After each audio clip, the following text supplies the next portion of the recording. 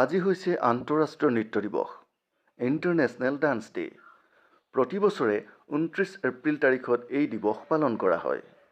International theatre institute, চমুকৈ ITI, যি হৈছে ইউনেস্কোৰ পৰিৱেশ কলা বিভাগৰ সহযোগী সংস্থা, এই ইণ্টাৰনেশ্যনেল থিয়েটাৰ ইনষ্টিটিউটৰ ডান্স কমিটিৰ উদ্যোগতে ১৯৮২ চনৰ পৰা ২৯ এপ্ৰিলৰ দিনটোত পালন কৰি অহা হৈছে আন্তঃৰাষ্ট্ৰীয় নৃত্য দিৱস। এই দিনটোতে প্ৰতি বছৰে বিশ্বৰ আগশাৰীৰ কোনো এক নিৰ্বাচিত চহৰত এক বিশ্বমানৰ নৃত্য প্ৰতিযোগিতাৰ আয়োজন কৰা হয়।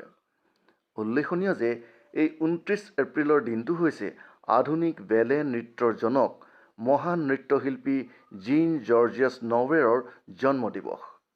এইজন মহান শিল্পীৰ সোঁৱৰণ তথা শ্ৰদ্ধাঞ্জলি জ্ঞাপন কৰাৰ লগতে বিশ্বজুৰি নৃত্যৰ প্ৰচাৰ আৰু প্ৰসাৰৰ যোগেৰে নৃত্যৰ দ্বাৰা মানৱ সমাজৰ কল্যাণ সাধনৰ লক্ষ্যৰে এই আন্তঃৰাষ্ট্ৰীয় নৃত্য দিৱসটি উদযাপন কৰা হয়।